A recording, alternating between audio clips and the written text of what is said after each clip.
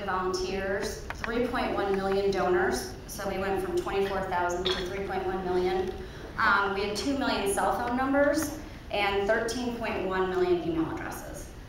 We basically have broken every single record there was in United States politics. So a couple things, how did we do it? As I sort of said to you, and that's something that Oliver mentioned, was two-way communication. There's no longer, you're going to do what we tell you to do, here's the information, now send in a check. We had to build a relationship. We had to build a relationship with our donors and with our volunteers and with our supporters and just the voters. So it was all about a give and take. It was all about telling people who Barack Obama was and then asking them to participate and work on what did they think. And so it was this completely different mindset. One of the terms that we used a lot in our emails and online is that they owned part of the campaign.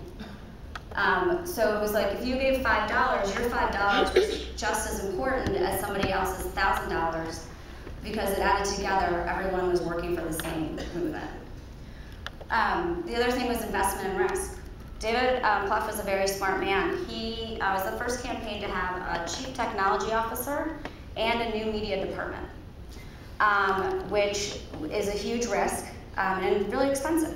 That's where my money went that I raised. And so, but we'd never done before. So Joe Rosebars ran our new media department.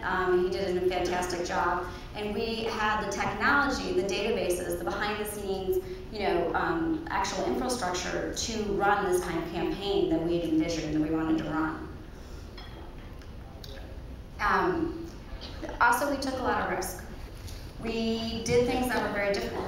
Instead of doing your traditional events, we did rally events. Barack Obama went out and we did an announcement in Springfield, Illinois on February 12th, and then he took the message around the country where there was about 1,000 people who showed up for the announcement, and within 2 hours my BlackBerry was tied to the t-shirt site, to our merchandising site. My BlackBerry got 11,000 contributions within 2 hours.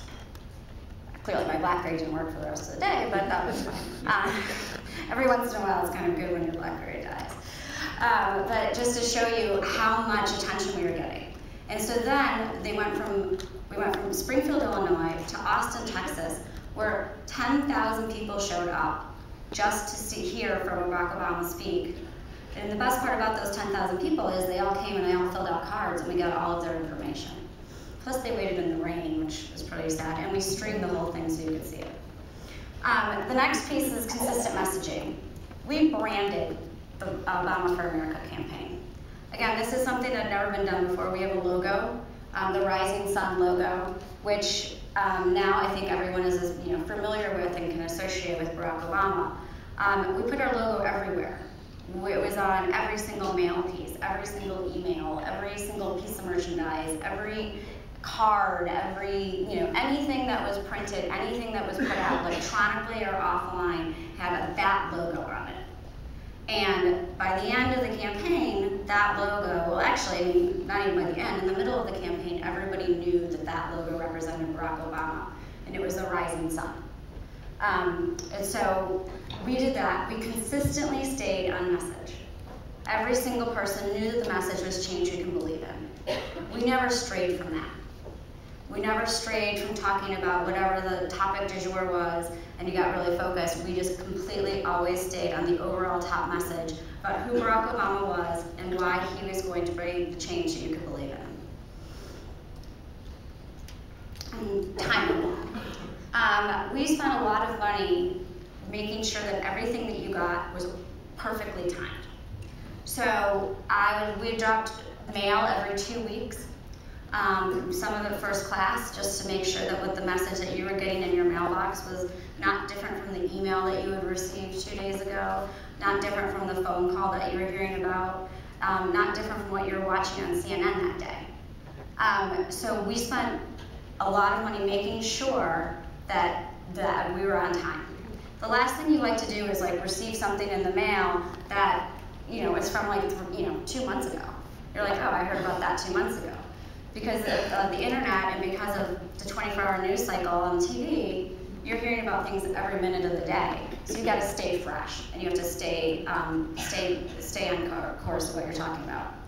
And then the also thing is being ready for the it moment. Like I said, we were invested a lot and put a lot of risk into the investment, but we were ready for those key moments that happened. So when those moments happened, we could press send right away. We could, get the mail out right away. We were always ready for whatever was coming down the line, because we all worked together, so we knew what the communication shop was doing. I knew the new media department was ready when their text messaging was going out. We knew what the message was on the phones. I knew what T-shirt we were releasing. Everything worked together, and as soon as there was an it moment, we were ready to take advantage of it.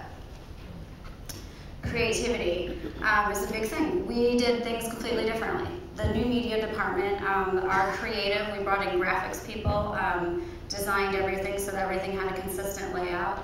We did merchandising. The way we did it was different because of the fact that every time we bought a button or a T-shirt or a bumper sticker, it was a contribution to the campaign.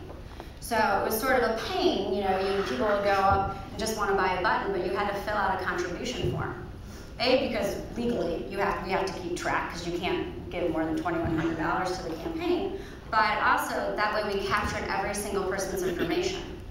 We sold $42 million worth of merchandise, from everything that was t-shirts to trying to think of something, hats. We didn't do anything too crazy, but it was a unique way of doing things.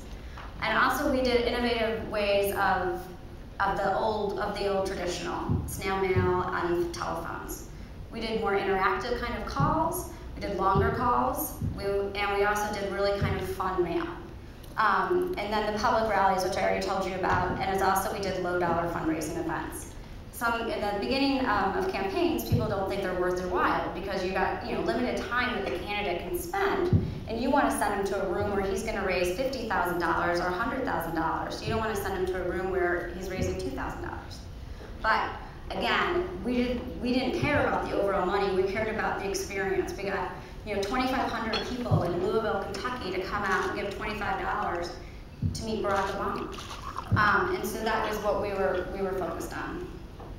Now, the whole theme, multi-channel fundraising, I'll go into, as you can kind of already see, we used everything that was available to us to raise $750 million. Why multi-channel donors and fundraising is extremely important? Because you get more money. There's more ROI. Our statistics are that multi-channel donors gave 2.5 times more money than if they were in a single channel. They gave almost 3 times more gifts as opposed to a single channel. And when you talk about just direct mail, because so many people are kind of trying to shift away from direct mail, we took those direct mail donors and we put them in other streams, and they gave 3.2 gifts, which was pretty fantastic. 35% of our donors that we brought in from the phone and for the mail, they gave again then online. That's my little graph of all of multi-channel fundraising. So just sort of simple things. So that's a sample piece of our direct mail. What people knew about Barack Obama is they knew they liked him. They knew that he was a good-looking guy, and they just kind of liked him. He's very charismatic. So I decided, well, people like him. Why don't we just put him on the envelope? And we did.